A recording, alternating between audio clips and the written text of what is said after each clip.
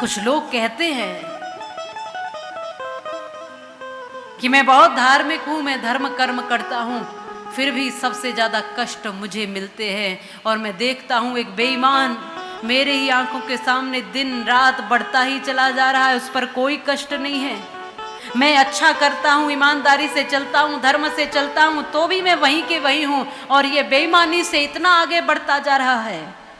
एक बार ये प्रश्न किया एक सामान्य व्यक्ति ने, एक दुकान चलाता था, कहता है मैं 20 बरस से इस छोटी सी दुकान को चला रहा हूं, ईमानदारी से चलाता हूं, इतना सा भी बेईमानी नहीं करता, पर मैं देखता हूं 20 बरस पहले भी मेरी यही दुकान थी, आज भी यही दुकान है, मैं कुछ ज़्यादा तरक्की नहीं कर पाया, केवल दाल रोटी खा लेता हूं।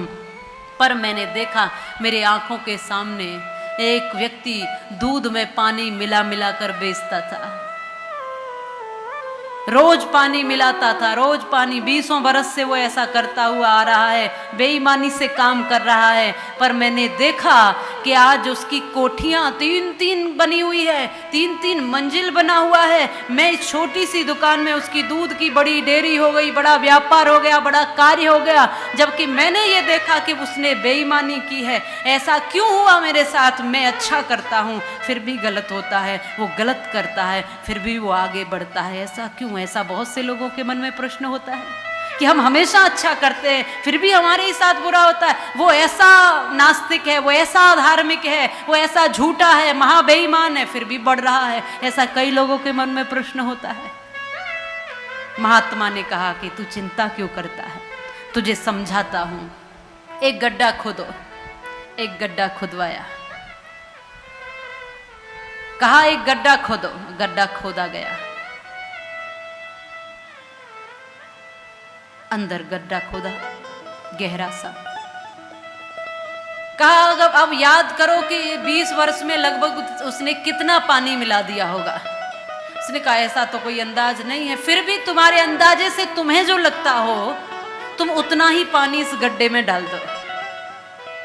अब अंदाजे से उसने उतना ही पानी उस गड्ढे में डाल दिया। कहा अब इस गड्ढे में कूदो। महात्मा ने अब गड्ढे में इस व्यक्ति को उतार दिया, और जैसे ही वो उतरा तो देखा कि पानी यहां तक आ गया। हाथ पकड़कर उसको ऊपर लिया और महात्मा ने कहा चिंता क्यों करता है, दुखी क्यों होता है? जब पानी यहां तक आ गया है तो डूबने में ज्यादा समय नहीं लगेगा।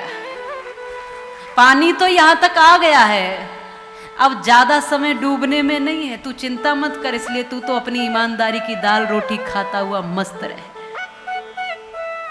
देखा होगा आपने बड़े बड़े बहुत कुछ एक एक बार में ढह जाता है, एक एक बार में निकल जाता है। बहुत सी काली संपत्तियां लोगों ने इकट्ठी कर रखी थी और नोटबंदी हुई तो बहुतों की निकल गई। एक बार में ही कुछ बदल जाता है। और एक बात कि जो मिलावट करेगा, बनावट करेगा, जो बेईमानी करेगा, उसको रात में चैन की नींद भी नहीं आएगी। पर एक साधारण सा व्यक्ति, मैं कहती हूँ किसान, जब पूरे दिन मेहनत करके सूखी चटनी से रोटी खाकर भी देखना कभी उसको आराम से खर्राटे लेकर के सोता है, उसको किसी बात की चिंता नहीं होती है।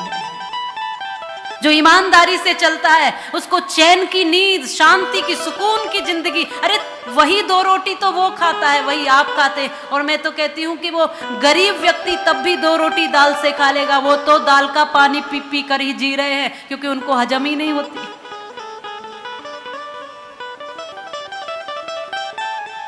कभी देखना हर समय चिंता में, हर समय। पर जो सामान्य व्यक्ति, अरे चैन से आज के समय में सुख की, चैन की, आनंद की 2 रोटी भी मिल जाए ना तो वो बड़ा भाग्यशाली समझना उसको।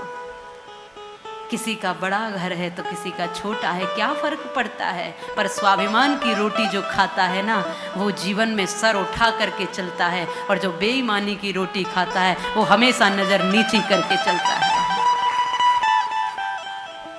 इसलिए अपने कर्म पर ध्यान दीजिए, अपने कृत्य पर ध्यान दीजिए। मैं क्या कर रहा हूं, वो क्या कर रहा है उसको छोड़िए, वो क्या कर रहा है उसको छोड़िए।